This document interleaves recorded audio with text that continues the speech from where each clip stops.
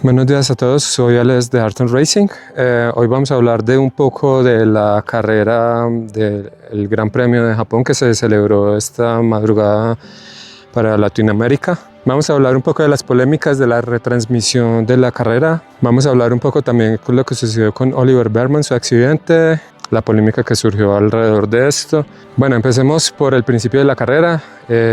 Como bien saben, empezaba Kimi Antonelli y George Russell en la primera y segunda posición, seguido de los McLaren y Ferrari detrás. Realmente los Mercedes tuvieron una muy mala largada, perdieron la posición primero y segundo con los McLaren y Ferrari. Quedaron cuarto George Russell y Kimi Antonelli quedó sexto. Finalmente empezaron a remontar. George Russell se logró colocar en la segunda posición detrás de Oscar Piastri, que tuvo muy buena largada de hecho. Luego Kimi Antonelli estuvo peleando su posición con Lando Norris, posicionándose detrás de él y no tuvo pues como mucho éxito. Luego sí los Mercedes empezaron a tener un mejor ritmo. George Russell estuvo peleando la posición con Lewis Hamilton y Charles Leclerc, finalmente quedando en la posición número 2 detrás de Oscar Piastri. Allí estuvo pues como batallando con él, pero no le fue posible pues como por cuestiones de ritmo. Adelantar en Suzuka es un poco complicado, entonces finalmente no pudo sobrepasarlo en carrera. Los Mercedes se quedaron en pista tratando de aprovechar su unidad de potencia para hacer mejores vueltas. Luego surgió el problema de Oliver Bearman. Acercándose a la curva Spoon, Franco Colapinto iba un poco más lento y Oliver Bearman iba detrás un poco más rápido, lo cual provocó que el auto se saliera de control, perdiendo, digamos, el vértice de la curva y entrando en la grava.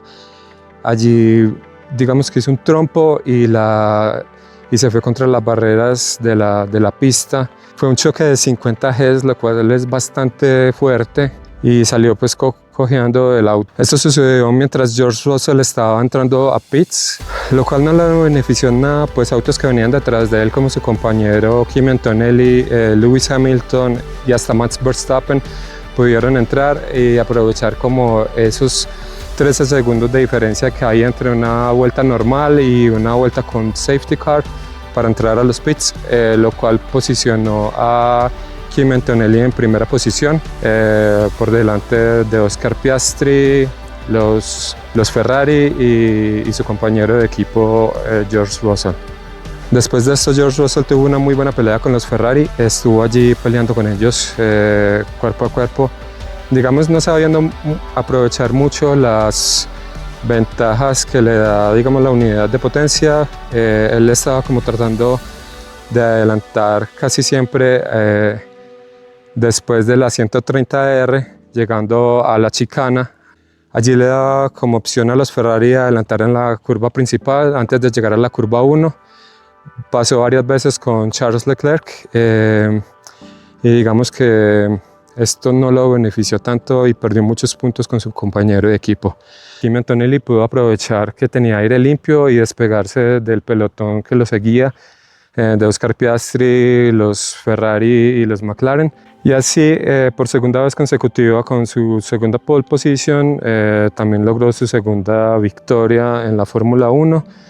Esta vez, digamos, ya no fue tan emotivo, pero se despega también en los puntos de su compañero de equipo, quien finalmente quedó cuarto. Bueno, otra de las polémicas que surgió alrededor de la carrera fue la retransmisión de la carrera, que no mostró mucho más allá de los 6 primeros puestos. La gente está un poco molesta porque hubieron batallas mucho más atrás, por ejemplo la de Gasly con Verstappen, que estuvieron batallando por muchísimas vueltas y realmente solo mostraron un recuadro a un lado de la pantalla. También estuvo pues por la polémica porque hubo batallas, por ejemplo, como los Racing Bulls con sus hermanos los Red Bulls, y más allá no se pudo ver más de otras batallas que pudieron ser más interesantes también, aparte de la punta. Por eso la gente estaba pues bastante molesta al respecto. Bueno, Max Verstappen estuvo bastante alejado de los puestos de punta en los que solemos verlo. Es como difícil ver a cierto piloto de esa categoría como estar luchando con equipos de zona media.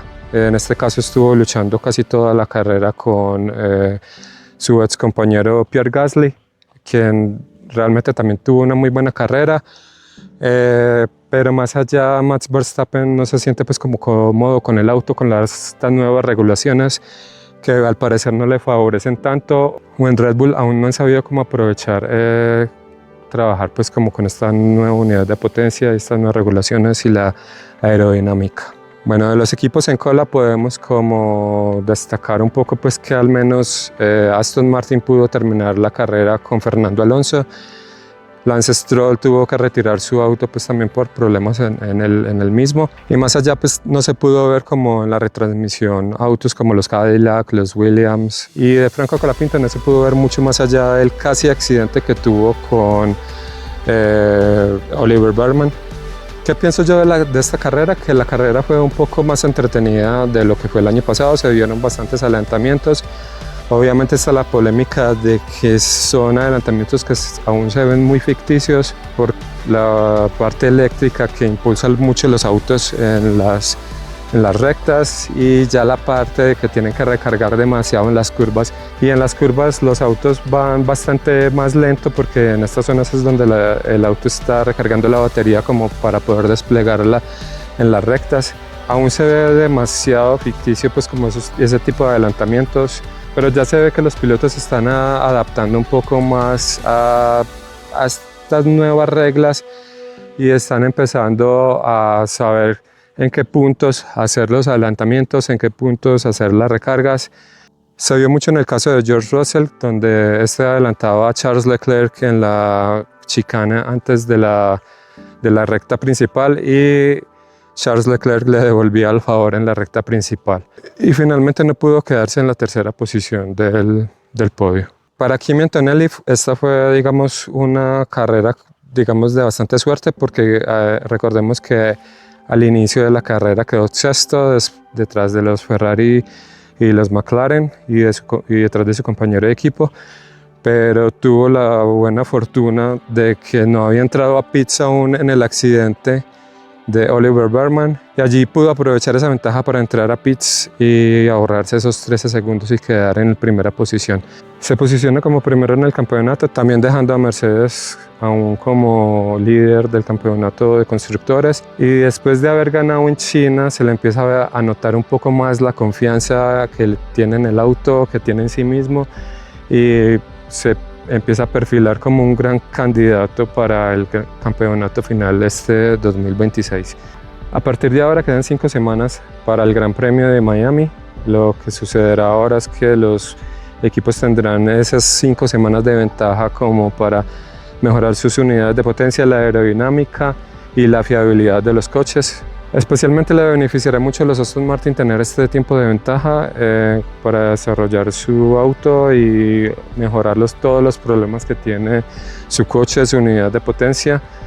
Bueno, creo que es todo por hoy. Muchas gracias por ver este contenido. Si te gustó, dale like. Si te interesa, suscríbete para ver más videos en el futuro sobre la temporada de Fórmula 1 este 2026 y sobre los concept arts que estoy realizando para el proyecto de este canal. Muchas gracias y hasta luego.